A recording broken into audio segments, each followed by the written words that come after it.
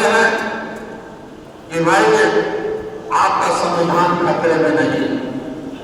आज समझाने के लिए गांव के गली कूचों में जा रहे हैं। कई लोग पाल के गांव में चले जाएंगे, कई राजभर के गांव में जाएंगे, कई शर्मानाई सत्ता सामान्य लोगों के बीच में जाएंगे, कई शैवा, कई प्रजापति प्रहार के बीच में जाएंगे, कश्यप समाज के बीच में जाएंगे। हम संविधान को कहां खतरा दे रहे हैं? उनसे सवाल कर लेना, उनसे सवाल करने से बात माना, सवाल करना पड़ेगा। गूगल और भारत की तरह हमको सुनना नहीं है, बल्कि उनके प्रश्नों का हमें जवाब देना होगा, प्रश्न करना होगा। ये बताओ कि कर्पूरी ठाकुर जी को भारत रत्न देने वाले लोगों, क्या यही समाजवाद था? क्या यही बाबा साहब डॉक्टर अम्बेडकर का संविधान शिक्षा देता है? इस देश में 14 साल की बेटियों को जहां तुमने कहा कि बेटी बचाओ बेटी पढ़ाओ का नारा दिया, वहीं पर इस प्रदेश और देश में जब हमारी बेटियां विद्यालय में पढ़ने के लिए जाती हैं तो घर वापस नहीं जाती है।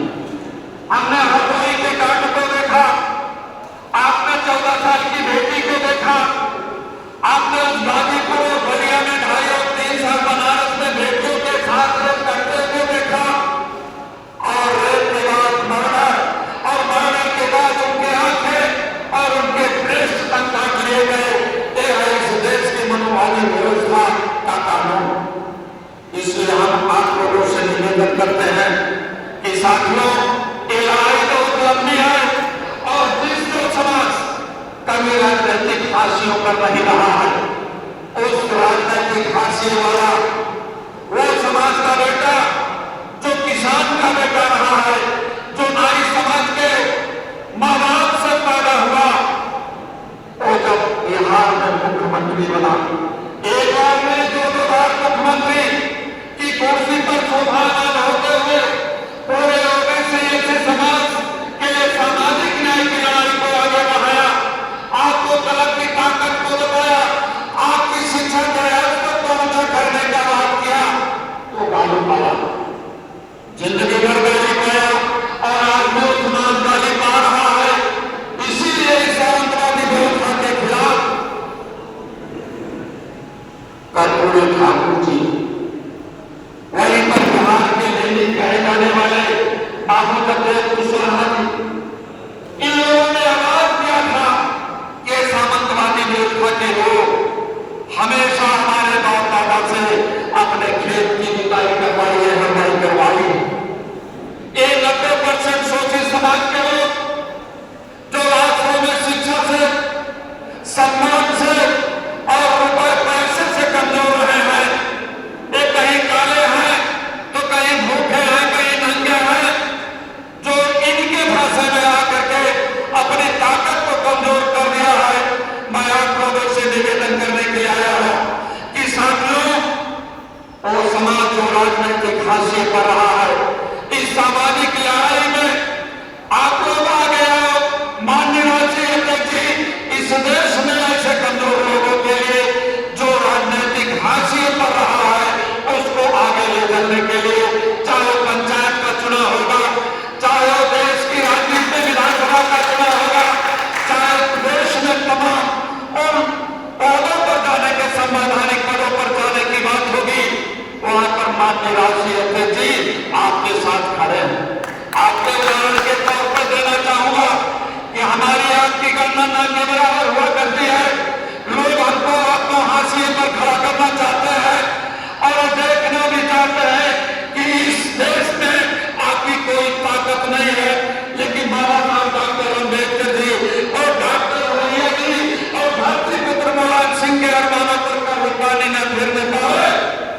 हम भी आपके समाज के बेटे हैं, जो ताकत माननीय राष्ट्रीय अध्यक्ष अखिलेश यादव ने उत्तर प्रदेश की जिम्मेदारी समाजवादी पार्टी की दी है, और एक राजनीतिक फांसी पर खड़े हुए समाज के लिए भी। पिछले दिनों में संजय विद्यार्थी जी एक विधानसभा से चुनाव लड़े। मैं आप लोगों से निवेदन करना चाहूंगा, यहाँ एमएलए और एमपी की लड़ाई तो थोड़ा सा हटा दीजिएगा। आपको प्रतिनिधित्व मिलेगा, आपको नेतृत्व मिलेगा, इसमें कोई दो राय नहीं है। हम सभी लोग चाहे मान्य होंगे, चाहे आगामी हमारे रामत और राजभर भी होंगे जिनकी एक बड़ी आवाज इस सदन में है, हम आप लोगों के साथ हर समय खड़े नजर आएंगे। अगर आपको कोई भी अपमान करने का काम करेगा, अगर कोई भी गिराने का काम करेगा, कोई भी धक्का मुक्की में हमें आपको पीछे करने का काम करेगा, तो केवल हमें और आदरणीय रामचंद्र राजभर नहीं, आदरणीय श्री अखिलेश यादव की आवाज अभी हमने बनाए में जो हमारे संता समाज के साथ ही अन्याय नहीं हुआ, वहां पर हमारे कोरी समाज के साथ हुआ है, वहीं पर हरदोई में पाल समाज के साथ हुआ है, वहीं पर बलिया में आपने देखा वहां पर नाई समाज के साथ हुआ है, वहीं आपने गाजीपुर में देखा 2.5 साल की बेटी के साथ रेप हुआ है, वहीं आपने देखा है कि बनारस में 3 साल की बेटी के साथ रेप हुआ है, वहीं आपने चले जाओ झांसी में और ललितपुर में वहां पर हमारे खंडार समाज की बेटी के साथ अन्याय हुआ है। तो साथियों मैं कहना चाहूंगा कि देख करके दर्द को सहन मत कर लीजिएगा, इसकी पीड़ा का सहभागी बन जाइएगा। और मैं निवेदन करना चाहूंगा कि जो जुर्म और अत्याचार के खिलाफ जो कौमें आवाज नहीं उठाती हैं, वो तो या कफन बन जाता है या तो फिर लाशें होती है। जो भी समाज जो अत्याचार के खिलाफ आवाज नहीं उठाएगा, या तो लाशें होएगा या तो दफना किया जाएगा। इसलिए लोगों को यहां से जाने के बाद इस बात की चिंता मत करिएगा हमारे साथ कौन है कौन नहीं है, हमारे आगे कौन है, हमारे पीछे कौन है, इस बात की चिंता मत करिएगा। लेकिन कर्पूरी ठाकुर जी के सामाजिक न्याय को मत भूलिएगा, कभी मत भूलिएगा। किसानों की इंसाफ की बात करने वाले चौधरी चरण सिंह को भी भारत रत्न दिया गया, लेकिन उनके बेटे को समझ में नहीं आया कि सामाजिक न्याय क्या। इस भारतीय जनता पार्टी को जो एमएसपी की बात है, एक बड़ी लड़ाई एमएसपी की।